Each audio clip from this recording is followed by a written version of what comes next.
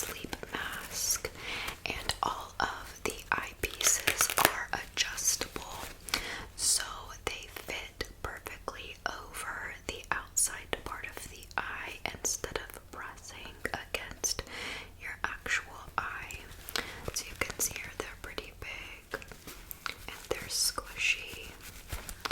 Plus, on the side here, it fits right over the top part of your ear, so you don't have to worry about that uncomfortable sensation while sleeping, especially if you are a side sleeper. It's also adjustable in the back, and this is made with a mesh material, so it'll keep you cool at night and you don't have to worry about getting overheated. And since these are removable, you can add different eye patches or eyepieces to any mask that you get from Manta Sleep. So for example, this one is their basic sleep mask, and I have a different eyepiece on here than what it originally comes with. I use this mask when I'm dealing with allergies or having a headache or anything like that. These eyepieces are used for cooling sensation on the face, so you actually put them in the refrigerator or the freezer 30 minutes to an hour before you want to use it, and just place it right over the face to give you that nice cooling sensation. Even if you don't want to actually fall asleep but you're having a headache, this is nice to just wear lying down on your bed and leaving on for 30 minutes if you have the time. Plus, these fit perfectly in your travel bag, so you don't have to worry about it taking up too much space. So if you do want to get your own Manta Sleep mask, I have a discount code for you guys to use. It's Chels10 to get you 10% off of your order. I'll put all of their stuff down in my description box below, so you can go check out all of their different sleep mask options. Again, Manta Sleep, thank you so much for sponsoring this video, and let's get started with the rest of the video. Hi everyone, and welcome back to another reading of Pride and Prejudice. We are on chapter 11. So let's get started. It says, when the ladies removed after dinner, Elizabeth ran up to her sister, and seeing her well guarded from cold, attended her into the drawing room, where she was welcomed by her two friends with many professions of pleasure, and Elizabeth had never seen them so agreeable as they were during the hour which passed before the gentlemen appeared. Their powers of conversation were considerable. They could describe an entertainment with accuracy, relate an anecdote with humor, and laugh at their acquaintance with spirit. But when the gentlemen entered, Jane was no longer the first object. Miss Bingley's eyes were instantly turned toward Darcy, and she had something to say to him before he had advanced many steps. He addressed himself to Miss Bennet with a polite congratulations. Mr. Hurst also made her a slight bow, and he said was very glad, but diffuseness and warmth remained for Bingley's salutation. He was full of joy and attention. The first half hour was spent in piling up the fire, lest she should suffer from the change of room, and she removed at his desire to the other side of the fireplace, that she might be further from the door. He then sat down by her and talked scarcely to anyone else. Elizabeth, at work in the opposite corner, saw it all with great delight. When tea was over, Mr. Hurst reminded his sister-in-law of the card table, but in vain. She had obtained private intelligence that Mr. Darcy did not wish for cards, and Mr. Hurst soon found even his open petition rejected. She assured him that no one intended to play, and the silence of the whole party on the subject seemed to justify her. Mr. Hurst had therefore nothing to do but to stretch himself on one of the sofas and go to sleep. Darcy took up a book, Miss Bingley did the same, and Miss Hurst, principally occupied in playing with her bracelets and rings, joined now and then in her brother's conversation with Miss Bennet. Miss Bingley's attention was quite as much engaged in watching Mr. Darcy's progress through his book as in reading her own, and she was perpetually either making some inquiry or looking at his page. She could not win him, however, to any conversation. He merely answered her question and read on. At length, quite exhausted by the attempt to be amused with her own book, which she had only chosen because it was the second volume of his, she gave a great yawn and said, "How pleasant it is to spend an evening in this way. I declare after all there is no enjoyment like reading. How much sooner one tires of anything than of a book. When I have a house of my own, I shall be miserable if I have not an excellent library." No one made any reply. She then yawned again, threw aside her book, and cast her eyes round the room in quest for some amusement. When hearing her brother mentioning a ball to Miss Bennet, she turned suddenly towards him and said, "By the by, Charles, are you really serious in medicating a dance at Netherfield? I would advise you, before you determine on it, to consult the wishes of the present party. I am much mistaken if there are not some among us to whom a ball would be rather a punishment than a pleasure." "If you mean Darcy," cried her brother, "he may go to bed, if he chooses, before it begins. But as for the ball, it is quite a settled thing, and as soon as Nichols has made white soup enough, I shall send round my cards." "I should like balls infinitely better," she replied, "if they were carried on in a different manner. But there is something insufferably tedious in the usual process of such a meeting.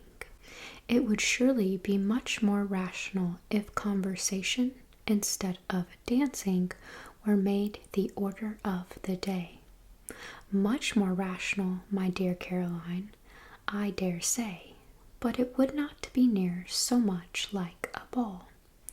Miss Bingley made no answer, and soon afterwards she got up and walked about the room.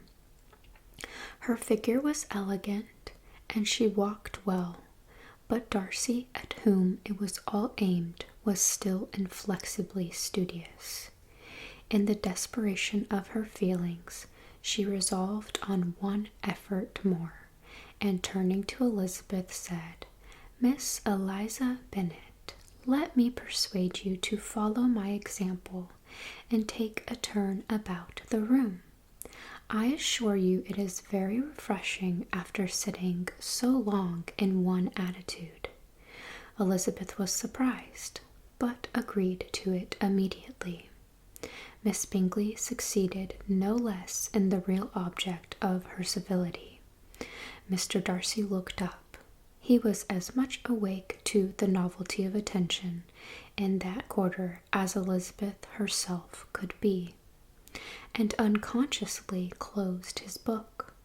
He was directly invited to join their party, but he declined it, observing that he could imagine but two motives for their choosing to walk up and down the room together, with either of which motives his joining them would interfere. What could he mean? She was dying to know what could be his meaning, and asked Elizabeth whether she could at all understand him. Not at all, was her answer, but depend on it, he means to be severe on us, and our surest way of disappointing him will be to ask nothing about it.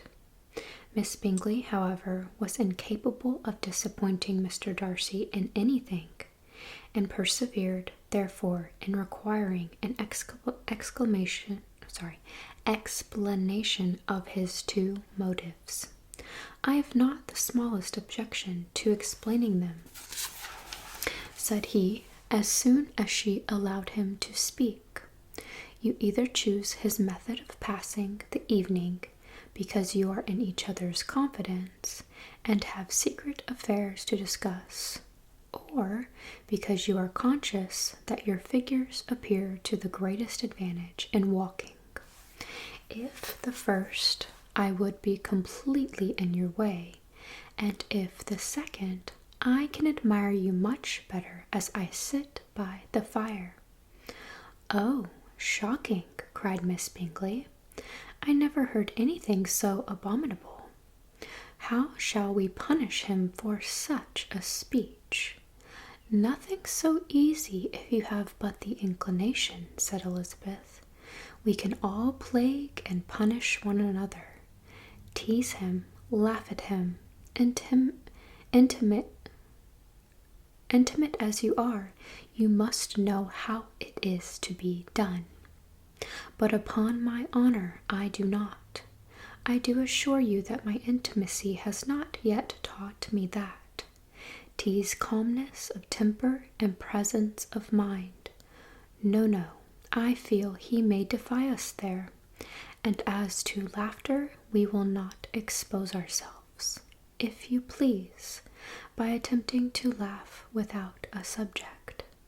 Mr. Darcy may hug himself. Mr. Darcy is not to be laughed at, cried Elizabeth. That is an uncommon advantage, and uncommon I hope it will continue, for it would be a great loss to me to have many such acquaintances. I dearly love a laugh, Miss Bingley, said he, has given me more credit than can be. The wisest and the best of men, nay, the wisest and the best of their actions, may be rendered ridiculous by a person whose first object in life is a joke. Certainly, replied Elizabeth, there are such people, but I hope I am not one of them. I hope I never ridicule what is wise and good. Follies and nonsense, whims and consistencies, do divert me, I own, and I laugh at them whenever I can. But these, I suppose, are precisely what you are without. Perhaps that is not possible for anyone, but it has been the study of my life to avoid those weaknesses, which often expose a strong understanding to ridicule, such as vanity and pride. Yes, vanity is a weakness indeed, but pride, where there is a real superiority of mind, pride will be always under good regulation. Elizabeth turned away to hide a smile. Your examination of Mr. Darcy is over, I presume, said Miss Bingley, and pray, what is the result? I am perfectly convinced by it that Mr. Darcy has no defect. He owns it himself without disguise. No, said Darcy, I have made no pretension. I have faults enough, but they are not, I hope, of understanding. My temper I dare not vouch for. It is, I believe, too little yielding, certainly too little for the convenience of the world. I cannot forget the follies and vices of others so soon as I ought, nor their offenses against myself. My feelings are not puffed about with every attempt to move them. My temper would perhaps be called resentful. My good opinion, once lost, is lost forever. That is a failing indeed, cried Elizabeth. Implicable resentment is a shade in a character. But you have chosen your fault well. I really cannot laugh at it. You are safe from me.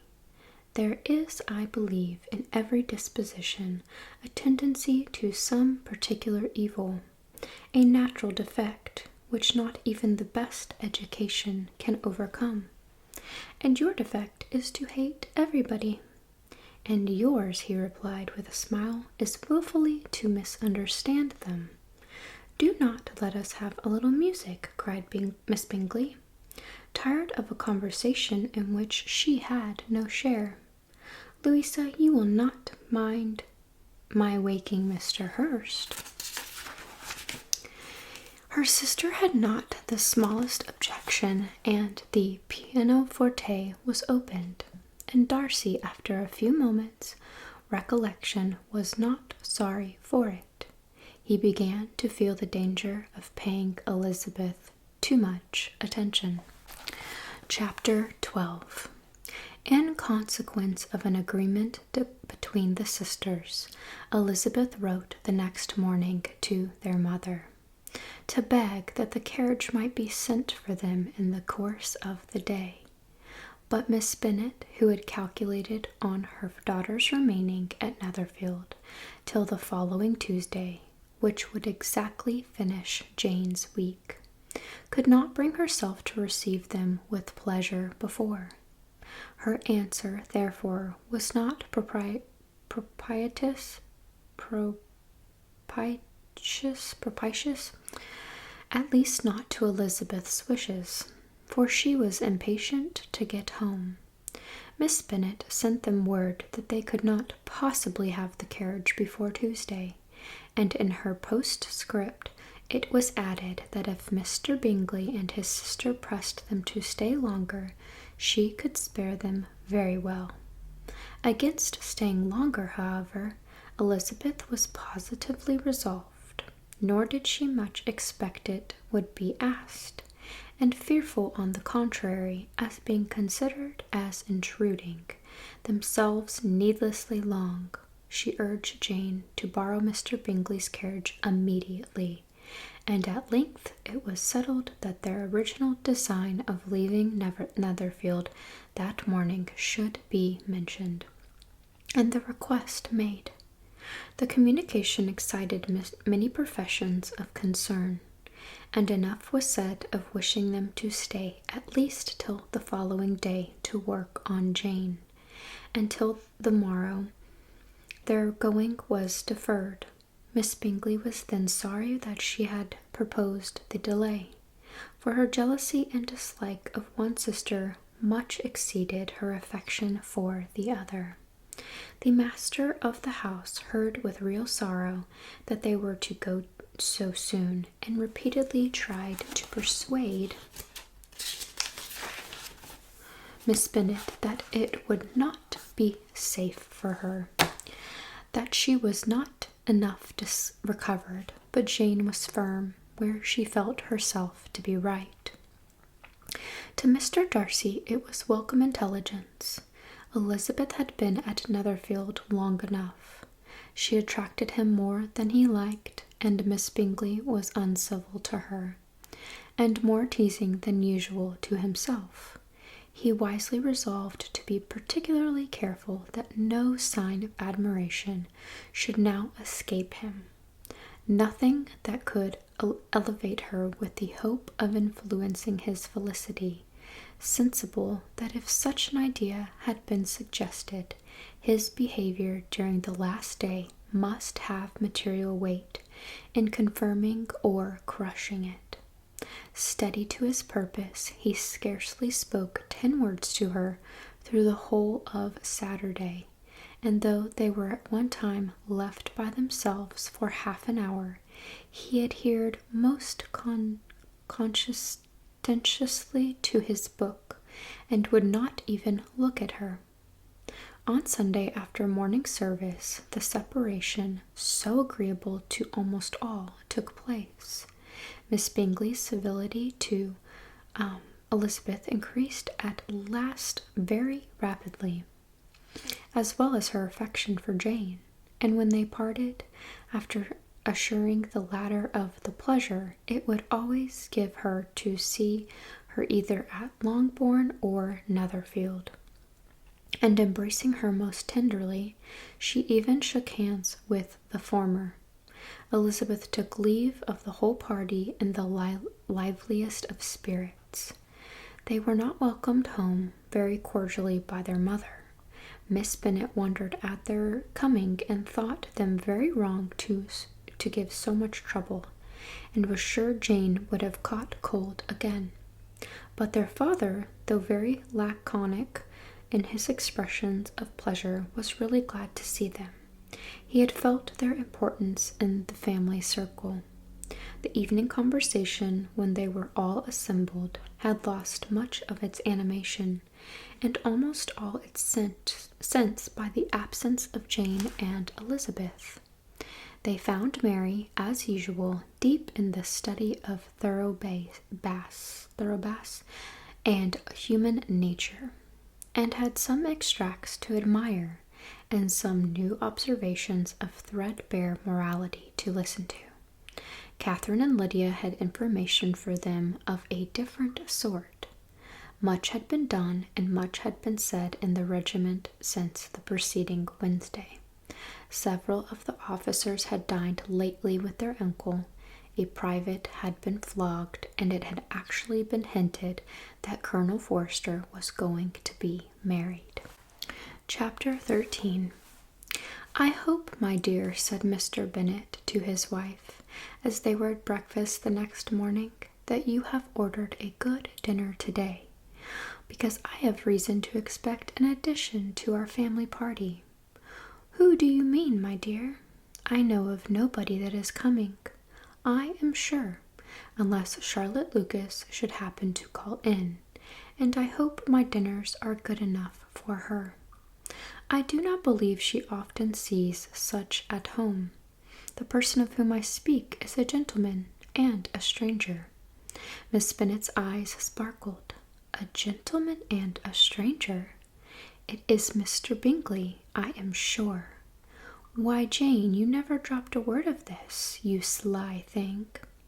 Well, I am sure I shall be extremely glad to see Mr. Bingley. But, good Lord, how unlucky! There is not a bit of fish to be got today.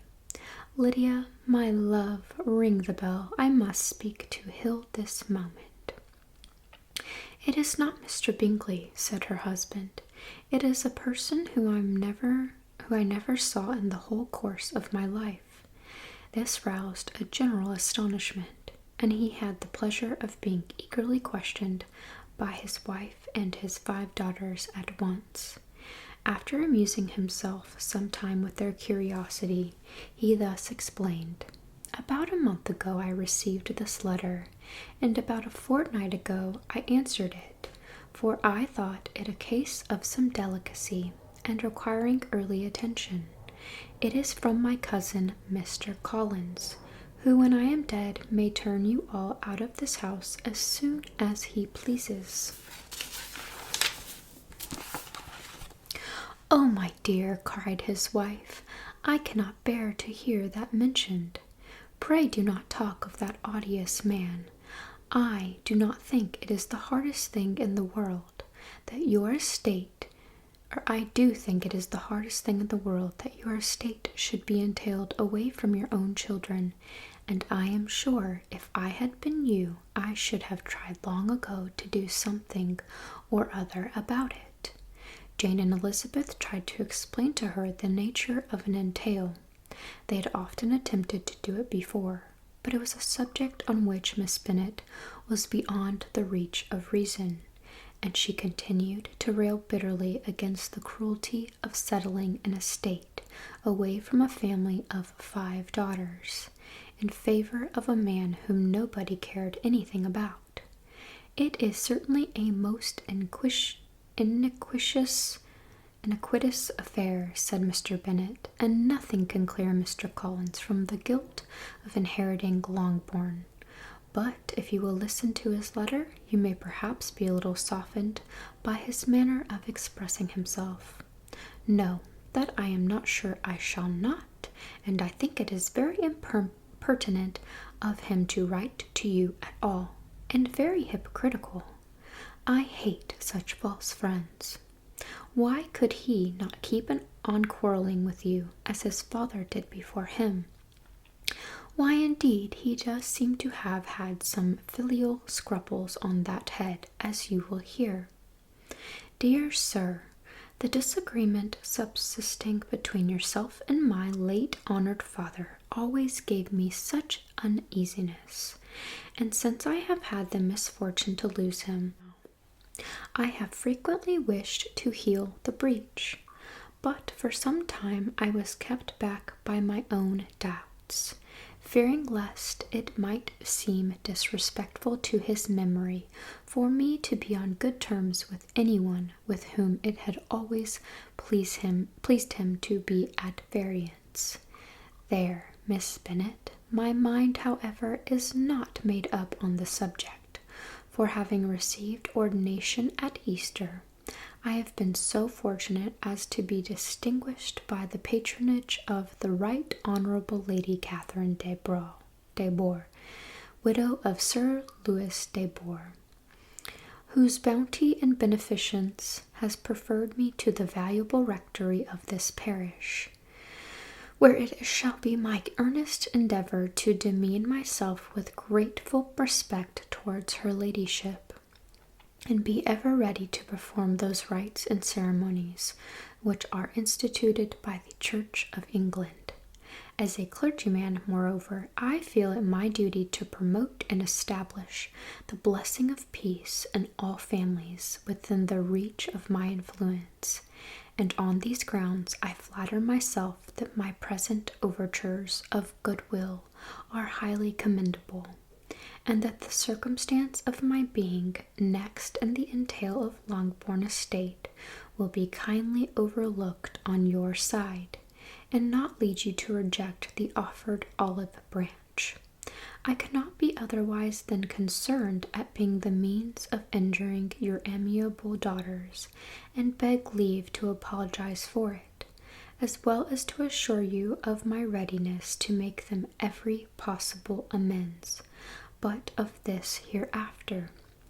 If you should have no objection to receive me into your house, I propose myself the satisfaction of waiting on you and your family Monday, November 18th by 4 o'clock, and shall probably trespass on your hospitality till the Saturday's night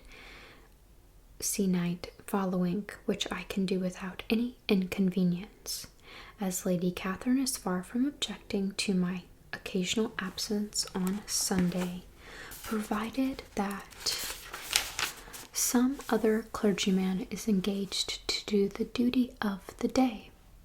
I remain, dear sir, with respectful compliments to your lady and daughters, you well-wisher and friend, William Collins. At 4 o'clock, therefore, we may expect this peacemaking gentleman, said Mr. Bennet, as he folded up the letter. He seems to be a most conscientious and polite young man, upon my word, and I doubt not will prove a valuable acquaintance, especially if Lady Catherine should be so indulgent as to let him come to us again. There is some sense in what he says about the girls. However, if he is disposed to make them any amends, I shall not be the person to discourage him.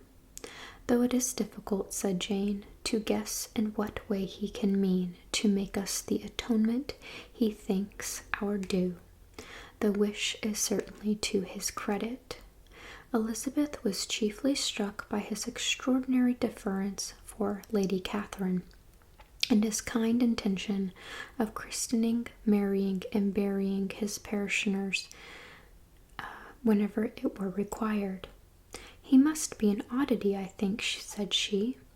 I cannot make him out. There is something very pompous in his style.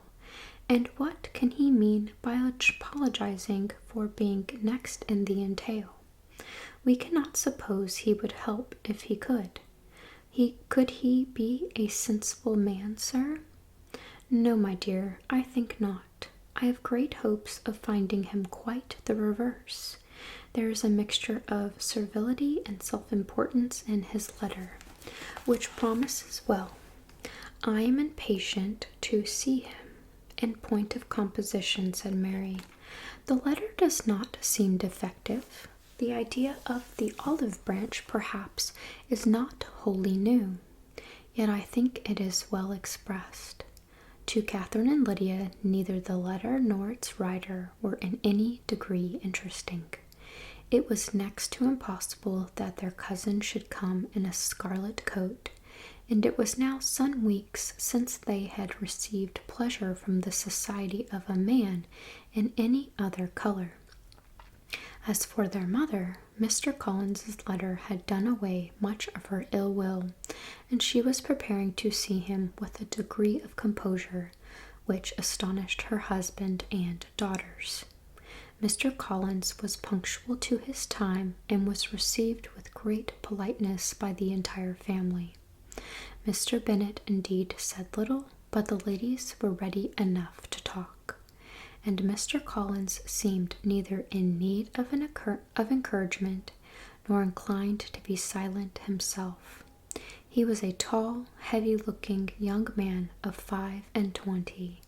His air was grave and stately, and his manners were very formal. He had not been long seated before he complimented Miss Bennet on having so fine a family of daughters, said he had heard much of their beauty, but that in this instance fame had fallen short of the truth, and added that he did not doubt her seeing them all in due time disposed of in marriage. This gallantry was not much to the taste of some of his hearers, but Miss Bennet, who quarrelled with no compliments, answered most readily. You allude, you are very kind, I am sure, and I wish with all my heart it may prove so, for else they will be destitute enough. Things are settled so oddly. You allude perhaps to the entail of this estate. Ah, sir, I do indeed. It is a very grievous affair to my poor girls, you must confess. Not that I mean to find fault with you, for such things I know are all chance in this world. There is no knowing how estates will go when once they come to be entailed. I am very sensible, madam, of the hardship to my fair cousins, and could say much on the subject, but that I am cautious of appearing forward and precipitate.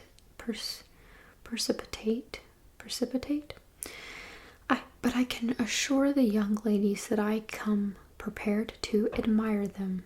At present I will not say more, but perhaps when we are better acquainted. He was interrupted by a summons to dinner, and the girls smiled at each other. They were not the only objects of Mr. Collins' admiration. The hall, the dining room, and all its furniture were examined and praised, and his commendation of everything would have touched Miss Bennet's heart, but for the mortifying supposition of his viewing it all as his own future property. The dinner, too, in its turn, was highly admired, and he begged to know to which of his fair cousins the excellency of its cooking was owing. But he was set right there by Miss Bennet, who assured him with some asperity that they were very well able to keep a good cook, and that her daughters had nothing to do in the kitchen. He begged pardon for having displeased her.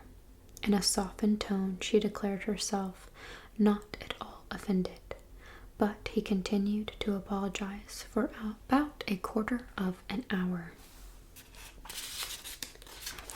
Okay, we are going to stop there. Next time we will be on chapter 14. I really hope you enjoyed that, and I will see you in the next one.